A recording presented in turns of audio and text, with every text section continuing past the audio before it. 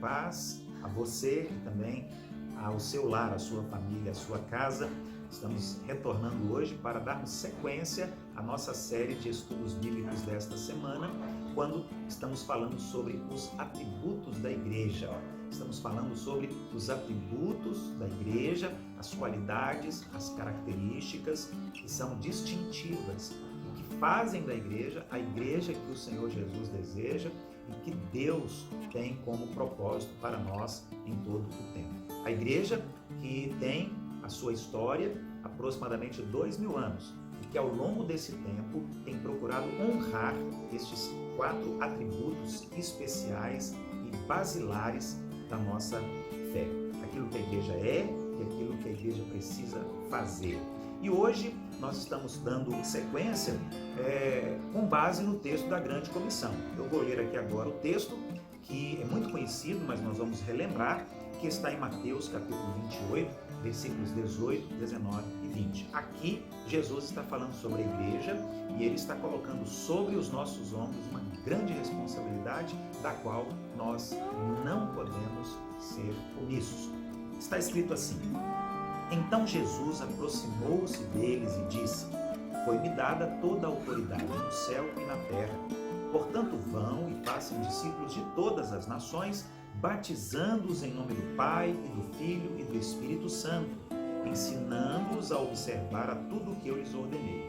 E eu estarei com vocês até o fim dos tempos. A expressão para a qual eu chamo a sua atenção aqui é essa. Jesus diz todas as nações. Todas as nações. Por isso é que nós temos como um dos atributos da igreja a sua universalidade. Isto é, a igreja do Senhor Jesus ela é universal. E, portanto, a igreja está sempre com as portas abertas, a igreja está sempre com o seu coração aberto a todas as pessoas, todas as raças, tribos, línguas, nações, países, sobre toda a face da terra. Porque a igreja não está restrita a uma nação, como aconteceu, por exemplo, no Antigo Testamento, em que o povo de Israel era única e exclusivamente o povo de Deus. Nenhum outro povo, nenhuma outra raça, nenhuma outra nação.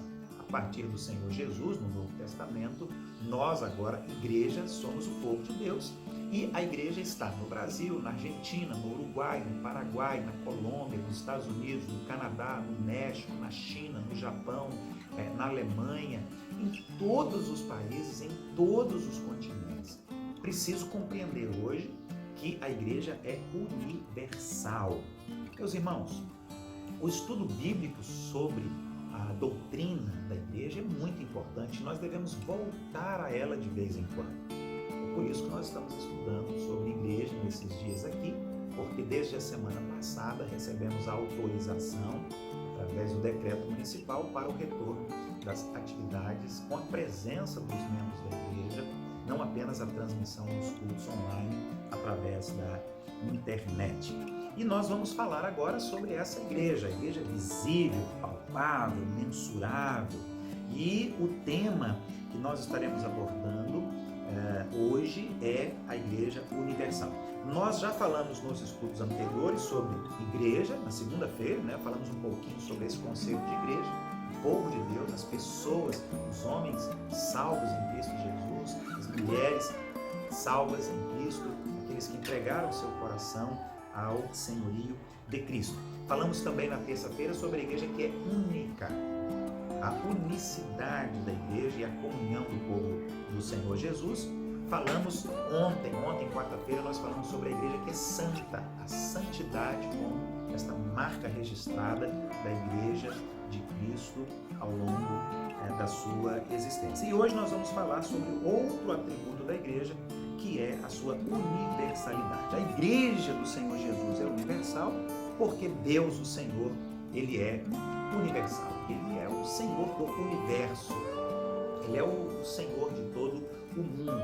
Aliás, é importante relembrar aqui no nosso estudo hoje que a Igreja Universal não significa que ela é dona ou que ela detém o domínio sobre as pessoas. Ao contrário, dizer que a Igreja é universal significa que ela está aberta a todas as possibilidades, né, de receber as pessoas que estão em conformidade com a Bíblia, a palavra de Deus. No século III, a palavra utilizada era a palavra Igreja Católica.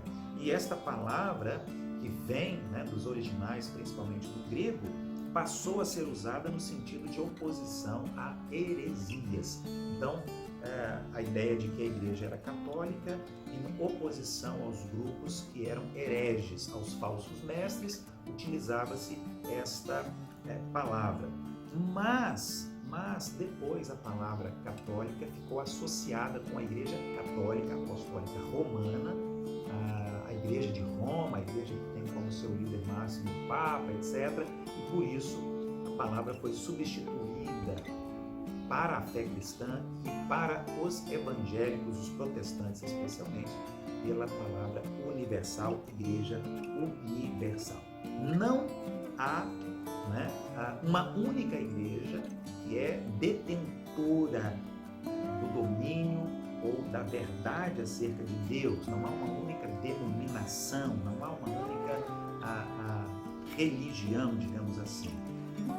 Se são doutrinas bíblicas, se são práticas bíblicas, então é uma igreja do Senhor Jesus Cristo. E se Ele, Jesus, é o Senhor e Salvador, significa que essas igrejas, elas estarão compondo a Igreja Universal do Senhor Jesus. A minha igreja é uma igreja local, que é a primeira igreja batista de Macaé.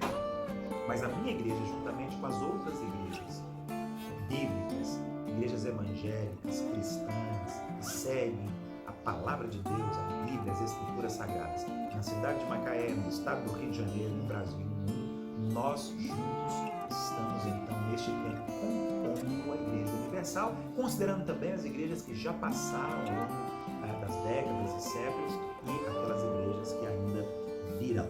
Apocalipse, capítulo 5, versículos 8, 9 e 10, é esclarecedor. Esse texto é muito claro e ele diz: ao recebê-lo, os 4 seres viventes e os 24 anciãos prostraram-se diante do Cordeiro. Cada um deles tinha uma harpa e taças de ouro cheias de incenso, que são as orações dos santos. E eles cantavam um cântico novo: tu és digno de receber o livro e de abrir os seus selos, pois foste morto e com teu sangue compraste para Deus homens de toda tribo, língua, povo e nação. Tu os constituíste reino e sacerdotes para o nosso Deus, e eles reinarão sobre a terra. Veja, este texto aqui, quando João está escrevendo a revelação que recebeu na ilha de Patmos, ele fala sobre esta igreja que é universal. Ele diz aqui que o Senhor Jesus, através do sangue derramado na cruz do Calvário, ele comprou homens de toda tribo, língua, povo e nação. E no finalzinho do texto ele diz que o Senhor Jesus constituiu reino e sacerdotes para o nosso Deus, e eles reinarão sobre toda a terra. No Antigo Testamento, como eu já disse, havia uma única nação, um único povo, que era o povo de Israel, mas agora nós somos uma única nação espiritual.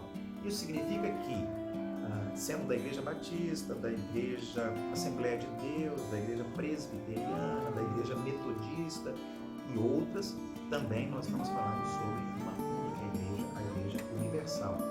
E isso independe da cidade, do estado ou do país. Neste sentido, a Igreja do Senhor Jesus é diferente do judaísmo e de tantas outras religiões. O judeu, por exemplo, entende que somente os judeus fazem parte do povo de Deus, até porque eles ignoram Cristo como sendo o Messias. Amanhã, sexta-feira, nós estaremos de volta aqui às 18 horas e eu convido você. Amanhã nós vamos terminar esta série de estudos falando sobre os atributos da igreja, falando da igreja apostólica. Já falamos aqui da igreja única, santa, universal, e amanhã falaremos sobre a igreja apostólica. Eu convido você e a sua família também para estarmos juntos. Então, até amanhã, sexta-feira. Um grande abraço, Deus abençoe você, Deus abençoe a sua família.